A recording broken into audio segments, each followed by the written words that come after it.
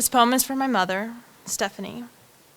Mom, I'm sorry for not realizing the psychological abuse earlier in life, but now I can truly say I love you, and I know the pain you have been put through.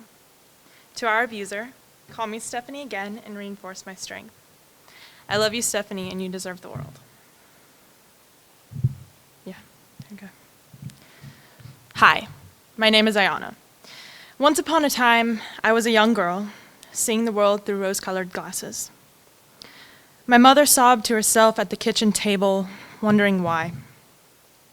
Crying tears that would not relinquish, depressed feelings, controlled thoughts, her confidence was stolen by a man that she loved. And as she cried, she continually asked, why? My father would stand, eyes like sand, and watch with disgust and anger. Subtle hints, the way his eyes stared at the television, body tense while she ate herself to sleep.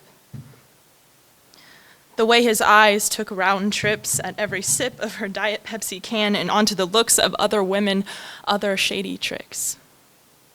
The way his veins emerged and voice trembled the walls, roaring at the sight of her worrisome face in the pitch black of night, only illuminated by the blue screen that shed light on the lies that he thought he had put to bed. I moved away. I left my old home and my mother locked away. Depression creeped, healing the biggest feat, yet the split did not resonate. A stepmother, or whatever, was introduced, a new face so soon. So what kind of love is really true? All these thoughts are new. I spoke loud, I spoke true, my feelings not so few, enough to brew up his hatred. He looks towards me, a gaze stuck on my skin like slimy grease and sin. Okay, Stephanie. Insulted, left alone to cry my tears when no one was watching. To show my weakness was no option, a competition I won so often. Yet lost inside, clouded, covered, feeling like nothing. I wrapped my head around for answers, my testimony explained. Detailed and thoughtful, forgiveness and fault already placed, yet he boggled with my mess and called it excuse. You're just like your mom, my response, and cut in, okay, Stephanie. The grease ate at me, burned through my tissues and stank, smothered me in my dreams with pillows of doubt and worry. I could no longer sleep or breathe, but I could eat. Are you really eating this late? No wonder you've gained weight. My response, and okay, Stephanie. Walking on eggshells, I hid my snacks. Times now be few, don't want to seem fat. I couldn't skip dinners, so I portioned less. He would say to grab more food. I decline, and he said yes. More food on my plate, he acts like it's a good thing, so it must be. He insists I go to grab seconds, and he seems pleasantly dismissed. And something like his fist hit me hard and tackled down my defense. You eat like a linebacker. If you want to lose fat, then eat less. My response, but you give me all this food and it tastes so good. Okay, Stephanie. Never compliment the cook. I cry myself to sleep. Nobody checking in to see my image, my portrait. I'm drowning in the deep sands and slimes that cover his eyes. Years and years of layering grime. Flinching and shedding with each of his lies, it soaks up inside me and I fill with it.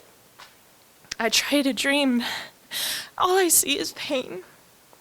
My heart and head throbs and my body aches. I resist the urges to just get up and leave. I'm sure of his thoughts. I don't love her. I hate her. I'm sure of his ever-revolving words despite never having heard the truth. For myself, I was searching. Inevitably, I looked. Disgust. I don't love my reflection. I hate my curves. I don't love my face. I hate the way it relates. I don't love my personality. I hate my need for community. I don't love me. I hate me.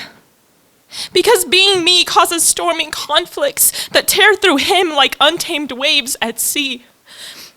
Quit being your mom, but I look like Stephanie. I talk like Stephanie. I love like Stephanie. Hi, my name is Stephanie. Once upon a time was the old me, since I found out that being me isn't a sin or any sort of conflicting sea. It's just me, flesh and body. Call me Stephanie. I never gave in to the depression I was cornered in. You couldn't kill me. Call me Stephanie. I looked in the mirror and loved myself again, when all I had to do was let you leave. Call me Stephanie. I laughed again. Without hating the sound, I smiled again without forcing it out. I talked about my passion without any doubt. I told my mom I loved her. I cried, she cried, and we both let it out.